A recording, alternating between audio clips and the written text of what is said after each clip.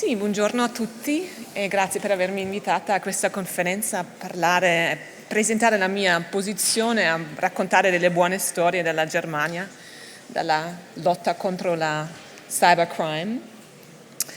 In effetti ho vissuto in Italia per alcuni anni e stamattina mi sono chiesta perché non ho preparato questa cosa in italiano, però prometto la prossima volta lo farò in italiano, adesso però continuo in inglese. What I love about the panel already is its title. It is about good stories, and I think a good panel is never about the information you receive, It is about the good stories you can remember and the new insights you can take home in terms of, new approaches.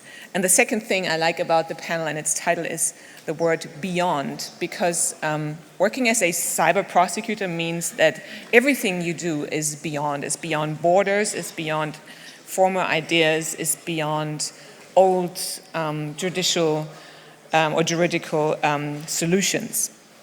And well, I'm a prosecutor, and from a lawyer's perspective, from a law perspective, my job is incredibly technical, I studied law and history, and all the traces, all the evidence I need to collect in my job are data. And I'm very lucky to be accompanied by high-stakes cybercrime analysts and investigators and technicians who put me in the position to run those high-stakes cybercrime cases. And when stepping from white-collar crime to cybercrime about 6 years ago, I thought my job was to learn new techniques, to understand the internet, to learn how suspects in the underground economy think and work, all of which is true and all of which I did, when what really happened over the past 5 to 6 years was a complete change of paradigms in my thinking as a prosecutor, what my actual job is and how we can make a difference, in the underground economy. Storytelling is always comes along with being a prosecutor. And remember when I was very young and had to decide whether to start as a judge in one city or to start as a prosecutor in another city, a good friend of my brother's who had already been a prosecutor said, of course you're going to be a prosecutor, not a judge, because you're going to have the better stories to tell. And he was right. And he was already right at that point, but cybercrime is a different thing because good stories, or the storytelling behind it, is actually part of our work. And I would like to tell you what I mean by that. In March of this year, a couple of weeks ago, we took down Chipmixer. Chipmixer used to be the world's largest cryptocurrency exchange service on the dark web. It was established in 2017, and in these 6 years it had a turnover of almost 3 billion euros at time.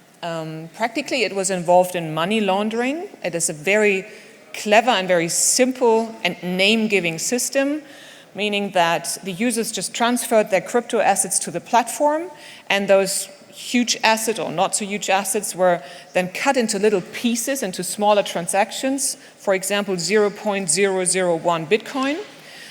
And they called these little transactions chips. They were all pooled in one pool, and then you received a different set of your chips and went away with your assets. That was the entire shop, and this was the way how they cut it, all the traces to where the initial funds originated from. So once again, a coup succeeded, and once again the underground economy was astounded that law enforcement can actually do something like that. I remember the comments on the relevant fora we of course monitor as well, and they said no, that's not possible, they couldn't do that. Actually we did, and what then the users saw was this seizure banner telling them, well, they had the motivation to again, remove their assets from traceability to some extent, and then they saw this seizure banner saying, well, that the platform was seized, but not only that. What they also saw was 2 rubber gloves cleaning the shop. And of course, this is a figurative statement. What we want to say is that we beat those guys at their own game. You wash the money, we clean the shop. What we actually did was we seized bitcoins to a double-digit million amount, which we could then exchange into more than 90 million euros, and we took down the entire server structure. You have to know that Germany is a very important location for servers, just because we have this very important internet dot in Frankfurt called the D6. So this remained when people came to this platform. And the Seizure Banner itself, I mean, you have seen those, I think, in the past several times, but what does it stand for? It stands for hard work, it stands for being smarter, it stands for being funnier and playing the game with them, but it's not only the game with the power over those platforms, it is also the game with the medium. Those seizure banners, or splash pages as we call them, is of course what we work for. This is what we want to see then on the platform. But they are, you can say, the trophy, you know, in the fight against cybercrime at all.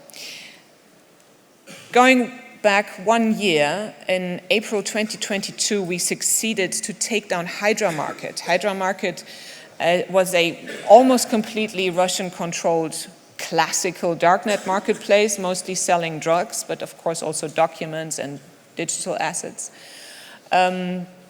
It was established in 2015 and had a turnover in 2020, alone in 2020, of more than 1 billion euros.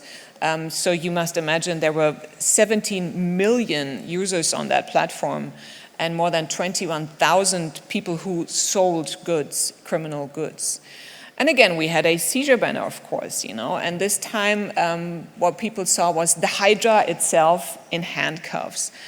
Again, we could seize bitcoins to about 23 million euros and could take down the entire server structure, which again was hosted completely, which was quite astonishing for us, completely situated in Germany. But, and this again is the story, unfortunately, those handcuffs don't substitute real handcuffs. You don't see the suspects on these seizure banners.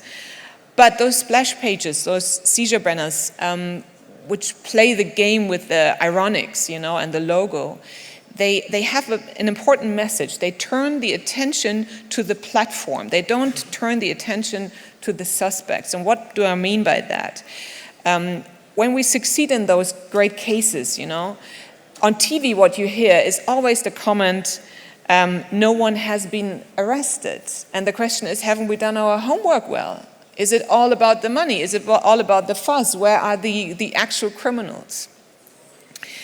When 6 years ago I came from white-collar crime to cybercrime, it was a conscious decision to leave my black robe, which I need to wear in court, bit more in the closet. Of course, the investigating judge knows us very well. We come around the corner every day with crazy measures in order to do our work well. But of course, we don't meet those suspects all the time. As you can imagine, those guys are masters in the game of hide and seek.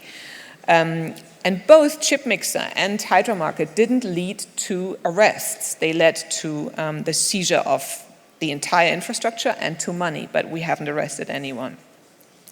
And going back 1 year further, in January 2021, my colleagues succeeded in taking down the entire botnet of Emotet. You might remember Emotet. You do not need to remember it because it did come back.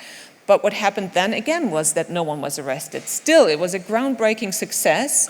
But at the same time, you know, just to give you a clear timeline, what happened in January 2021 was that Emotet was down, and when the guys, so the technical guys and the investigators, came back from Ukraine where they got access to the botnet, they came home and said, let's see how long it will take them to come back. Of course, Emotet came back, and everyone being realistic knows that the resilience in the cyber room is incredibly high. The question was just, when will they come back? And how will they come back? And they did come back 10 months after that, in November 2021, on the TrickBot infrastructure.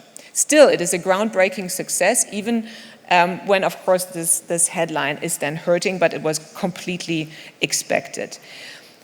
This game of cops and robbers, you know, which has been existing since mankind, I think, has changed so dramatically, and the dynamics are so, I think you talked about the dynamics of the light, it's as fast as the light. I think this is a great example to explain that. And still, we prosecutors have the job to hold criminals accountable for what they have done. But at the same time, we have to stay realistic and know what we are up against. And the question is, how can we make a difference if those guys are very well protected and put a lot of energy very successfully into not being traced down to the safe harbors where they work from? The resilience in the cyber room is so high that you need to know whenever you take down a marketplace, whenever you take down a botnet like Emotet, being the go-to solutions for criminals, that was the most important malware backdrop solution for the upload of ransomware and banking Trojans. And if you take something of this ecosystem, of course you leave a demand system, and they will be very fast in filling this up. And you do not have years, to go to court and do all that thing. You have to stay in the loop. And I think what we need to do is we need to be sand in their gears. We need to do what I have just told over and over and over again, and be very realistic on what the impact can be that we can have. The focus of my work has become infrastructure and money, and of course supporting all the colleagues abroad and in my country whenever we do find some criminals. Of course they will then be brought to justice. And this is my closing remarks, a couple of weeks ago I was in a cybercrime conference in Germany, and a colleague of mine practically had an equivalent position as I'm presenting you now, and he said, what we need to do is we need to stand in their garden and trample their turf. We need to destroy their grass over and over and over again. So we need to win the Grand Slam, we need to win Wimbledon, and at the same time destroy the grass. This is kind of the story I bring from Germany, and this is the story we want to tell in the future as well. Grazie. Thank you.